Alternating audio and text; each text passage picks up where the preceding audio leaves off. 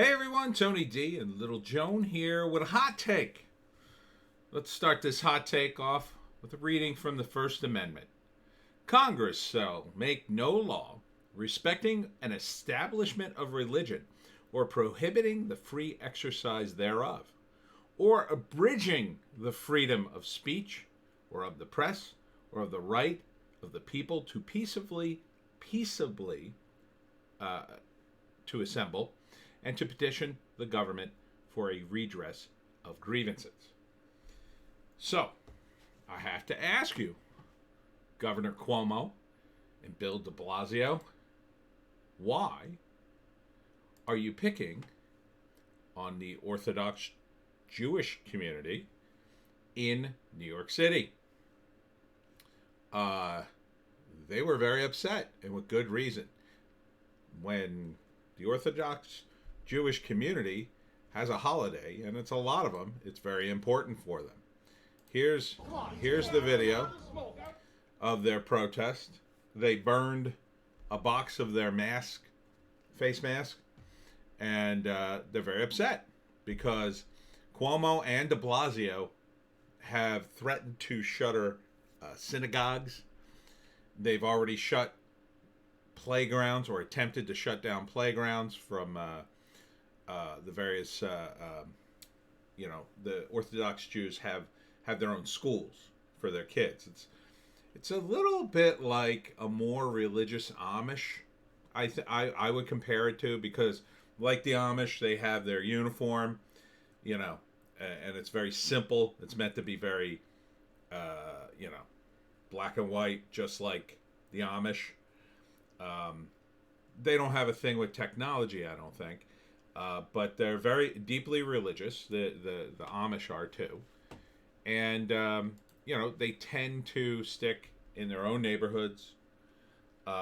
So really, making an exception for a community like this, you're talking about a very close-knit community that keeps amongst itself most of the time. So if one of them got the beer virus, they'd all have it very quickly, most likely. So, and they just want to practice their religion, which the Constitution, as I've read, guarantees. As long as they're peaceful about it, it's not like they're going to practice their religion in the middle of a CVS, okay? You're in a CVS and you're trying to shop, boom, Orthodox Jews suddenly doing stuff. No, they have their own buildings. They have synagogues and schools and places to go. They're not, with regard to this virus, they're not running around in the public places germing up the place. They're committed to their own areas. So for de Blasio and Cuomo to pick on this community is frighteningly bad in terms of optics and in terms of the pattern which I talked about in the UK. Now, I'll quick remind you what happened in the UK. And I was just saying to somebody today, I saw what was happening in the UK and I thought, oh my God, that's crazy. Well, that'll never happen here. That was my initial reaction. But it's happening here. It's happening almost exactly the same. So what happened in the UK is they have the Labour Party, which is their version of the Democrats, albeit they're much more closer to socialism and communism and have been for a long time, even by the standards of today's Democrats, as crazy as they are.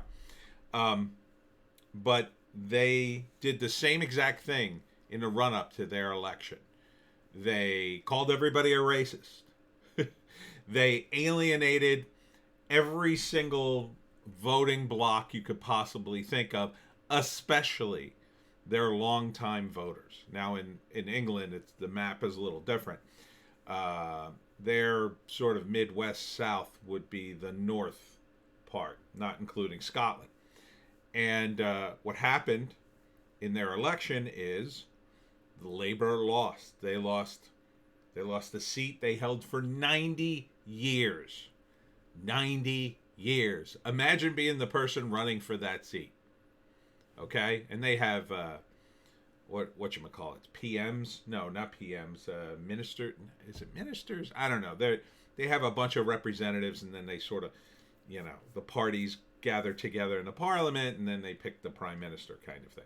So the system's a little different. It's a little more complicated, but so imagine you're running in a seat that your party's held for 90 years. You must be thinking, oh, I got this in the bag. And then, it's overturned. Now the Tory party, their version of the Republicans, kind of, although they would be much closer to Democrats here. Not today's Democrats, maybe Democrats from like 15 years ago. They pretty much took it. They took over the country. They've got a prime minister. Now, they don't have a Trump. They have Boris Johnson, who I would call him like a Trump light, maybe.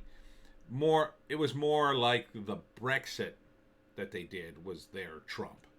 That was the controversy. Not so much in Boris, but in Brexit and leaving the Union. And they're still crying about it. And it was the same thing. All the elites from Labour, celebrities, they all lined up and said, oh, no, we can't leave the European Union. That would be bad for us. Oh, little people, you have to understand, we have to stay in the European Union. Well, guess what? The little people told you to shove it because they were getting screwed by the European Union. And the rich elites didn't care.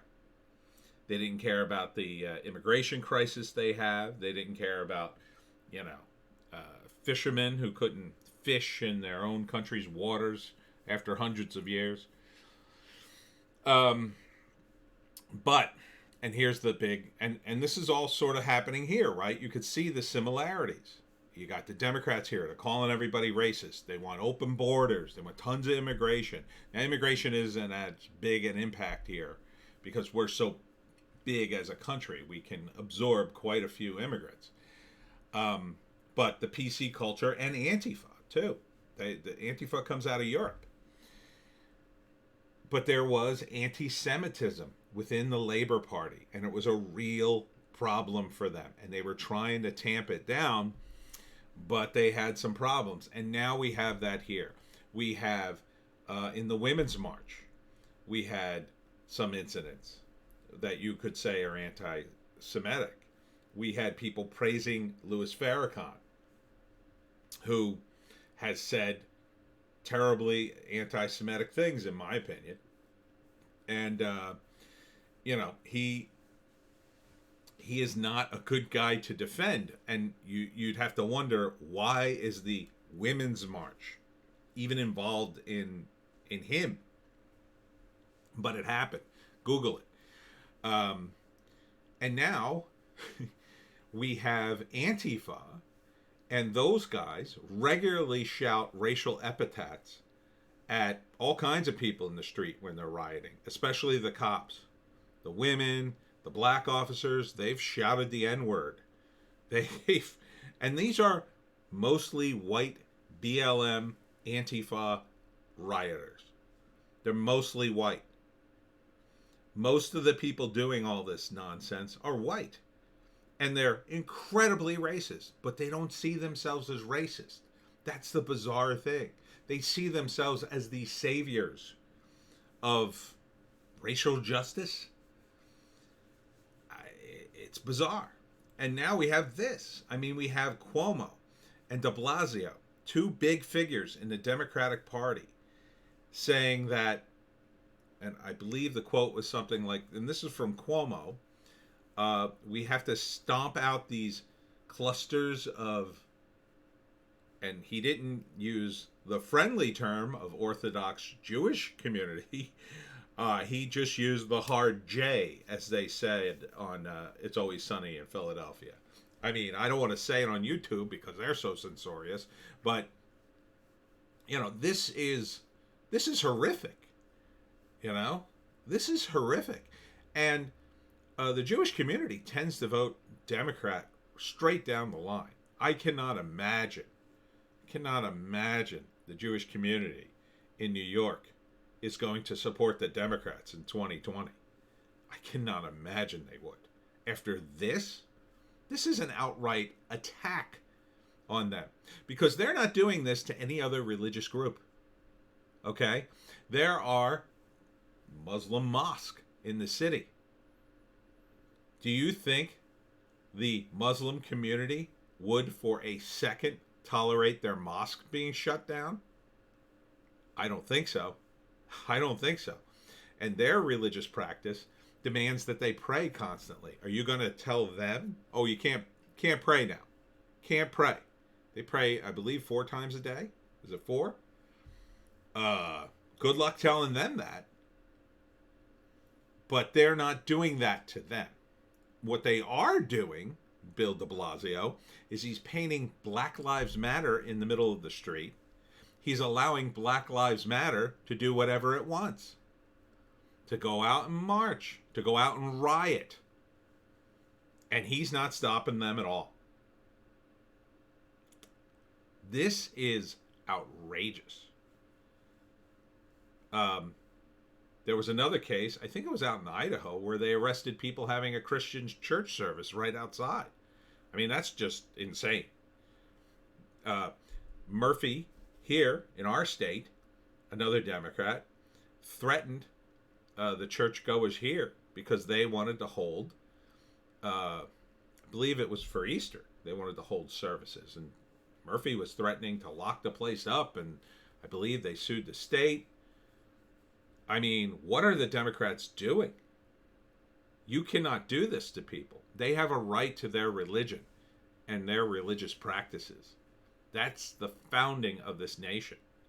That's why people came here. And these aren't some whacked out religions someone made up 2 weeks ago. These people believe their immortal souls are in danger. You're going to stand between them and their immortal soul? Are you out of your mind? Fortunately, oh, what did I do with this now? Big reveal, and I blew it. Fortunately, the Orthodox Jewish community has a little juice. So here's Ron Coleman. I believe he's a lawyer. I think he's a lawyer. Is he a lawyer? Yeah, commercial litigation. Yeah, and they've sent a pretty stern letter to Governor Cuomo of the unconstitutional discrimination against Orthodox Jewish community. Good. Sue the crap out of him. I hope you sue him for the next 2 years. I hope you drag it through the courts, and I hope you go after him personally, but, we all know how this is going to end. It's going to end with a big payment from the state. And that's every New Yorker's, money.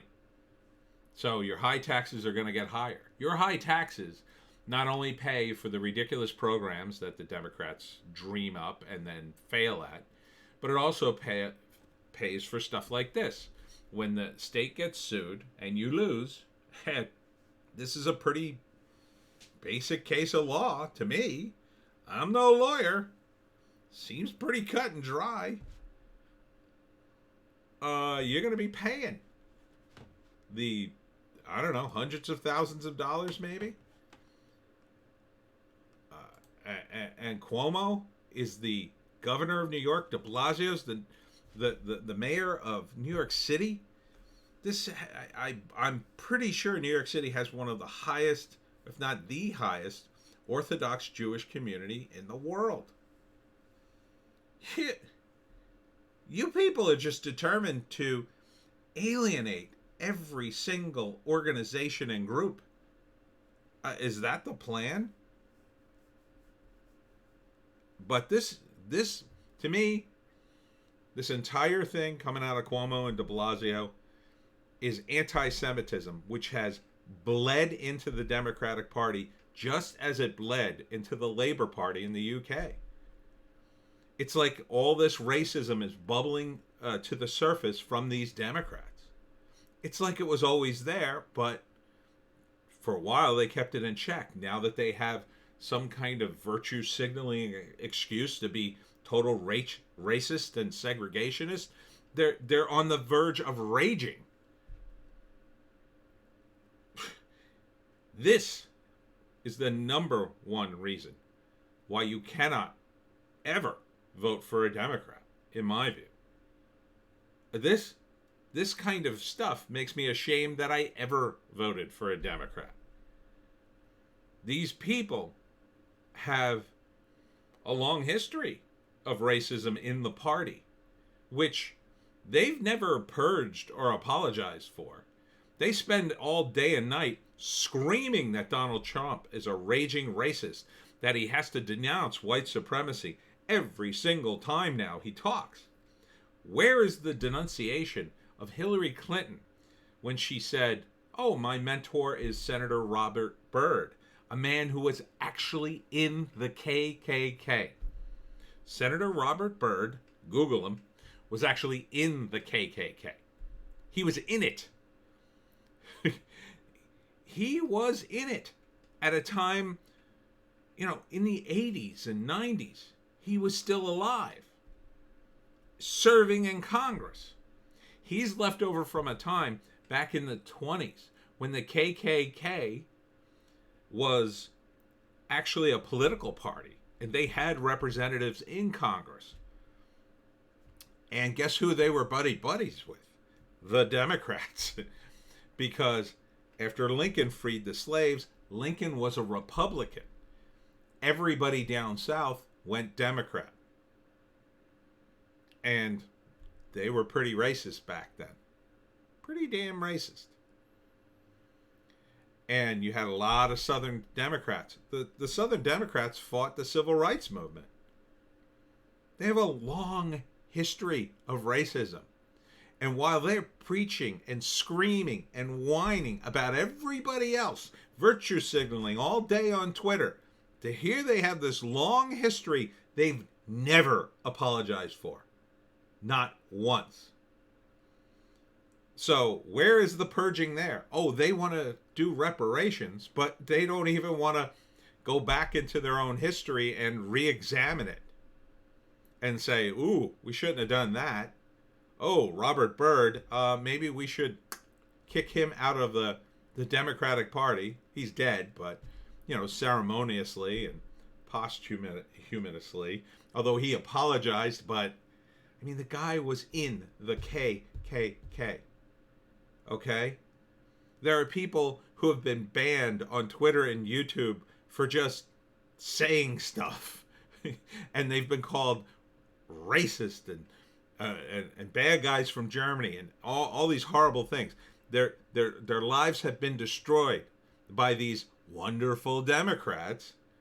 And look at their history. Look at what they're doing now. I will never vote for a Democrat again. I don't care. I'm done. Tulsi Gabbard's out. Dennis Kucinich, who was a decent man, I thought, he's out. Who's left?